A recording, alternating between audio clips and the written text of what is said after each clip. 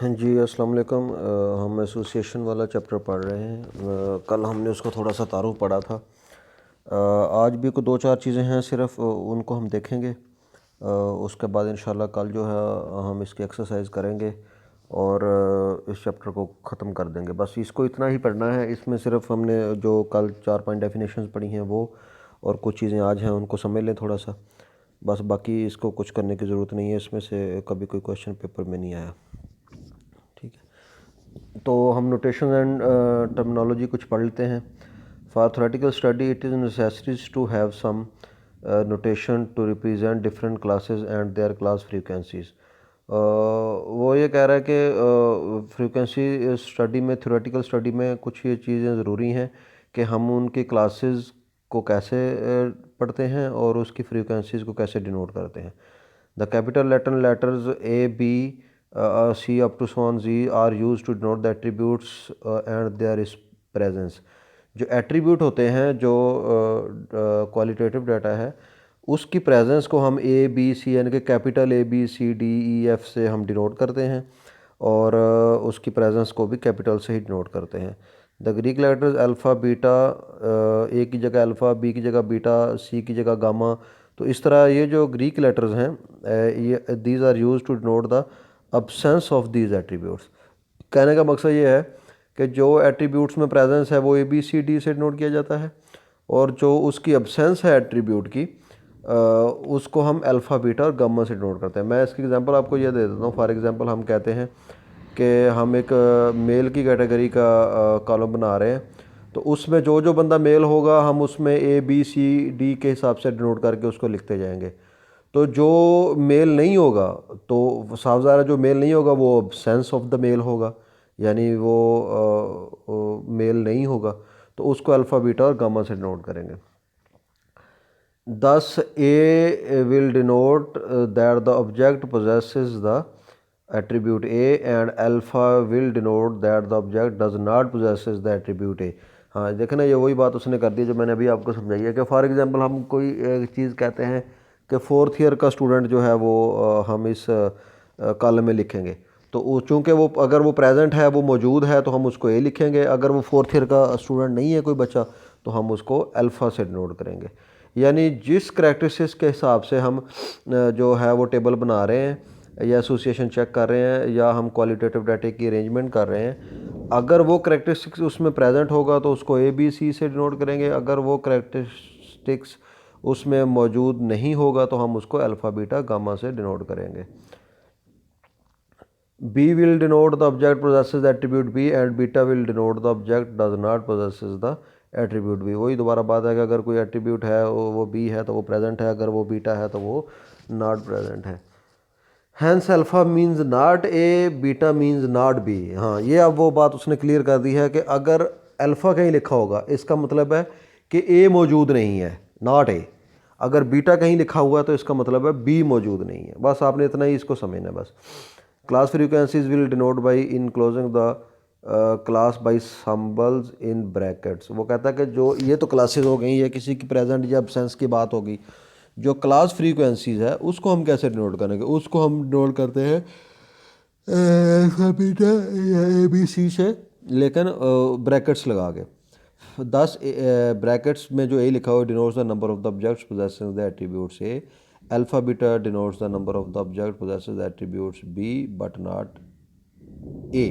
ठीक है, हाँ जी, ये देखो उसने कहा ना कि अगर हम ब्रैकेट्स में ए लिखेंगे तो ये इस चीज़ के नोट कर रहा है कि जो एट्रीब्यूट्स, नंबर ऑफ एट्रीब्यूट्स हैं ऑब्जेक्ट्स ए में वो मतलब पोजेसेस हैं, या वो पोजेसिंग कर रहा है, या वो उनको कंटेन कर रहा है। तो अगर अल्फ़ा बीटा लिखेंगे इसका मतलब है अल्फ़ा आ गया ए नॉट की वजह से कि ए मौजूद नहीं है और बी मौजूद है। ठीक है, तो ये लिखा हुआ ये डिनोट कर रहा है नंबर ऑफ़ द ऑब्जेक्ट्स, यानी कि जिसमें बी मौजूद है लेकिन ए मौजूद नहीं है। कहने का मकसद ये है कि अगर आप ए बी सी डी लिखेंगे तो उसका मतलब ये होगा। अब ये जो मेन थीम है नोटेशन और सैम्पल का, ये मैं आपको बता दूं, इसमें मेन चीज़ उसने ये बताई है कि अगर आप ए बी सी डी लिखेंगे तो वो किसी भी करैक्टरिस्टिक्स की या एट्रीब्यूट की प्रेजेंस है। अल्फ़ा बीटा या गामा अगर आप कर रहे हैं तो वो उसकी अब्सेंस है। अगर आप उनको ब्रैकेट्स में लिख देते हैं तो वो उसकी नंबर ऑफ़ एट्रीब्यूट्स बन जाते हैं, यानी वो उनकी फ्रीक्वेंसी बन जाती है ब्रैकेट में लिखने से। That attributes denoted by alpha, beta, A, B, C, D are called positive attributes, and their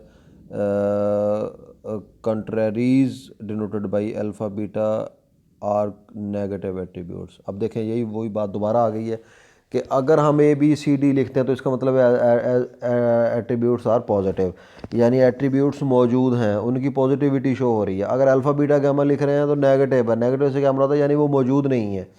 ठीक है, 10 classes A, B and AB represent the positive attributes are called positive classes, and the classes alpha beta and alpha beta represent the negative attributes are called negative classes। कहने का ये मकसद है कि अगर वो ए बी है तो ए बी क्लास है, वो पॉजिटिव क्लास है। अगर वो अल्फ़ा बीटा है तो अल्फ़ा बीटा क्लास कहलाएगी, तो वो नेगेटिव क्लास कहलाएगी। And the classes A beta and alpha B it etcetera represent both positive as well as negative attributes are called contrary classes. Contrary classes देखें, अगर A B C D हैं तो वो positive classes हैं, positive attribute है। अगर alpha beta gamma लिखे हुए हैं ग्रीक लेटर्स में तो वो नेगेटिव क्लासेज हैं, वो नेगेटिविटी को शो कर रहे हैं। अगर ए बीटा है इसका मतलब है ए पॉजिटिव है, बी नेगेटिव है। तो ये अगर अल्फ़ा बीटा लिखा हो तो इसका मतलब है ए नेगेटिव है, बी पॉजिटिव है। तो ये कंट्रेरी क्लासेस कहलाती हैं। ठीक है, तो ये सारी बात आप समझ लें। अब order of the class, order of the class को किस चीज़ से डिनोट किया जाता है? Order of the class is known by the number of attributes specifying the class. For example, a class specified by one attribute is known as the class of order one. The class is specified by two attribute are the classes of order 2, and the classes specified by their three attributes are known as the classes of the order 3. The total number of observation denoted by n is called the frequency of the class order 0 since no attributes are specified. Order of the class इस चीज़ को कहते हैं कि जितनी उसकी frequency, अगर वो एक एट्रीब्यूट वाली क्लास है तो वो ऑर्डर 1 की क्लास है, अगर वो दो एट्रीब्यूट वाली क्लास है तो वो ऑर्डर 2 की क्लास है, अगर वो तीन एट्रीब्यूट वाली क्लास है तो उसको ऑर्डर ऑफ 3 क्लास कहेंगे या क्लास ऑफ ऑर्डर 3 कहेंगे।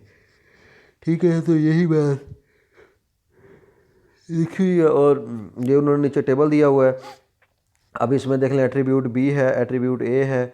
अगर बी है तो इसका मतलब है ये जो रो वाइज लिखा हुआ है एट्रीब्यूट बी, तो बी है और बीटा है। कॉलम वाइज लिखा हुआ है एट्रीब्यूट ए और अल्फ़ा।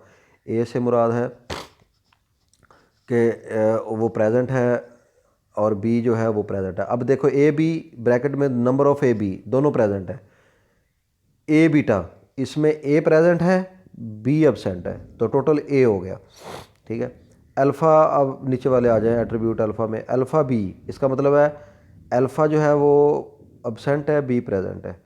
अल्फ़ा बीटा दोनों एब्सेंट है, तो इसका टोटल हो गया alpha. Row column wise B total, नीचे beta total, row wise A total, आगे अल्फ़ा टोटल, और टोटल नंबर ऑफ इनका जो ऑब्जर्वेशन है वो n बन गई है। ठीक है, तो ये कॉलम समझने के लिए, आपको समझने के लिए इतना ही काफ़ी है, इसको मज़ीद करने की ज़रूरत नहीं है। Number of class frequencies, number of class frequencies क्या होता है? इफ़ वो include the total number of observation n as the frequency of the classes of order 0, then in general for k attributes the total number of class frequencies would be 3k. Thus in case of only one attribute the total number of classes frequency would be 3 1। वो ये कहता है कि अगर हमारे पास हमने total number of classes observation की frequency denote को फाइंड करना हो, अगर हमारे पास के क्लासेज हों तो 3 की पावर में आपने के लेना है। अगर वो 3 ऑर्डर की हैं तो 3 की पावर के आ गया। ठीक है, जो ये जनरल फार्मूला बन गया। अगर आपके पास वो एक फ्रीक्वेंसी वाली क्लास है तो 3 की पावर 1 3 आ गया। अगर आपके पास वो ट्रू एट्रीब्यूट वाली क्लास है तो 3 की पावर 2 आ गया, तो वो 9 आ गया। तो ये है, अगर आपके पास लेट्स सी कि वो 4 एट्रीब्यूट वाली क्लास है तो 3 की पावर 4 आ जाएगा, तो 3 3 9 3 27 3 81 हो जाएगा। तो इस तरह है जी। आगे है ये आपका ultimate class frequency. Ultimate class frequency क्या होती है? The frequency of class the height order are called the ultimate class frequencies. The frequencies of classes of the highest order are called the ultimate class. वो class frequency जिसका order जो है वो सबसे बड़ा हो, ठीक है, तो उसको बोलते हैं अल्टीमेट क्लास फ्रीक्वेंसी। इतनी ही डेफिनेशन आपने याद करनी है, इतनी काफ़ी आपके लिए, कि the frequency of classes of the highest order are called the ultimate class frequency. The number of ultimate class frequency for the K attributes is given by 2 की power K, thus in case of 2 attributes the number of ultimate class 2 की power 2 is equal to 4 and so. अब ये देखें, ये class number of class frequencies है, इसको 3 के से डिनोट किया, 3 की पावर के, और अल्टीमेट क्लास में वो 2 की पावर के में कर रहा है। अब इसमें देखें कि नंबर ऑफ क्लास फ्रीक्वेंसीज में अगर आपके पास 3 एट्रीब्यूट वाली क्लास है तो 3 की पावर 3, अगर आपके पास 2 एट्रीब्यूट वाली क्लास है 3 की पावर 2, अगर आपके पास 1 एट्रीब्यूट वाली क्लास है तो 3 की पावर 1। ठीक है। अल्टीमेट क्लास फ्रीक्वेंसीज में है कि 2 की पावर के, अगर आपके पास वो एक एट्रीब्यूट वाली क्लास है तो 2 की पावर 1 2 आ गया, अगर आपके पास 2 एट्रीब्यूट वाली क्लास है तो 2 की पावर 2 इज इक्वल टू 4 आ गया। ठीक है, इतना ही आपने इसको डेफिनेशन के तौर पे याद करना है, बस इतना काफ़ी है, नीचे वाला रहने दें। आगे आ गया G consistence of data. Consistence of data क्या होती है? The class frequencies that have been observed in one and the same population are said to be consistent if they confirm with one another and do not conflict each other. वो कहता है अगर आपकी observe value जो class हैं वो एक ही population से ली जाएं या एक ही पॉपुलेशन क्लास फ्रीक्वेंसीज को शो करें, वो एक दूसरे को कंफर्म करें, ना कि एक दूसरे का अपोजिट हों, वो दोनों अगर सेम पॉपुलेशन से लिए गए हैं तो वो कंसिस्टेंस ऑफ द क्लास कहलाता है। In the study of attributes की स्टडीज़ में no class frequencies can never be negative, कोई भी क्लास फ्रीक्वेंसी नेगेटिव नहीं हो सकती। If any class frequency is negative that are said to be the inconsistent. यही कहने का मकसद है कि अगर एट्रीब्यूट स्टडी हम कर रहे हो तो उसमें कोई भी क्लास फ्रीक्वेंसी जो है वो नेगेटिव नहीं हो सकती। अगर वो नेगेटिव होगी तो हम उसको इनकन्सिस्टेंट कहेंगे। ठीक है, तो अगर वो कोई ना कोई उसमें क्लास फ्रीक्वेंसी मौजूद है, वो सेम पॉपुलेशन से लिया गया, तो वो कंसिस्टेंस ऑफ द डाटा कहलाएगी। इसको आपने इतना ही देख लेना है, डेफिनेशन के तौर पे इतना ही काफ़ी है। आगे आ गया G independence of the attribute. In sample of size N the class frequencies of attribute A B and A B are represented by bracket में ए, ब्रैकेट में बी एंड ब्रैकेट में A B, then proportion of individual possessing A की proportion क्या होगी? देखिए proportion हम first year में पढ़ चुके हैं। प्रोपोर्शन क्या होगी कि ए की प्रोपोर्शन क्या होगी कि नंबर ऑफ ए, देखिए ब्रैकेट में जो ए लिखा हुआ है इसका मतलब नंबर ऑफ ए यानी फ्रीक्वेंसी ऑफ ए। जो ए वैसे लिखा हुआ है वो प्रेजेंट ऑफ या प्रेजेंस ऑफ एनी एट्रीब्यूट ए है। जो ब्रैकेट में ए लिखा हुआ है इसका मतलब नंबर ऑफ ए यानी फ्रीक्वेंसीज ऑफ ए, और बटा टोटल एन, यानी अगर आप ए की प्रोपोर्शन निकाल रहे हैं तो number of A divided by total, अगर आप बी की प्रोपोर्शन निकाल रहे हैं तो नंबर ऑफ बी बटा टोटल, अगर आप दोनों की प्रोपोर्शन निकाल रहे हैं तो दोनों के नंबर्स ए बी ब्रैकेट में बटा एन टोटल। ठीक है, तो ये नंबर ऑफ है, तो इसकी हम इस तरह प्रोपोर्शन जो है वो निकाल सकते हैं। तो यही इतना ही है। आगे आ गया ये आपका रैंक कोरिलेशन। रैंक कोरिलेशन क्या है? इसका आपने फार्मूला देखना है, इसकी डेफिनेशन देखनी है बस। ठीक है, a rank correlation between the correlation between ranks of individual for both the variable x and y is called rank correlation। जो कोरिलेशन x और y के दरमियान, इंडिविजुअल के दरमियान रैंक्स के हिसाब से, देखिए पहले हमने कोरिलेशन पढ़ा था कि x और y में r आप फाइंड कर लें तो आप उसको कोरिलेशन कहते हैं, लेकिन यहाँ क्या है कि x और y के इंडिविजुअल्स में आप बोथ और एक्स वाई की रैंक्स के हिसाब से, दो वेरिएबल्स के रैंक्स के हिसाब से अगर आप कोरिलेशन निकालते हैं तो उसको रैंक कोरिलेशन कहते हैं। ये प्रॉपर डेफिनेशन है। A special case of correlation is when both the variable X and Y consist of sets of ranks. देखें ये कब हम निकालते हैं rank correlation?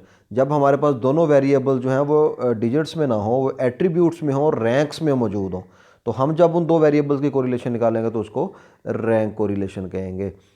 Suppose for example that two judges have ranked the same set of n objects according to some characteristics of interest.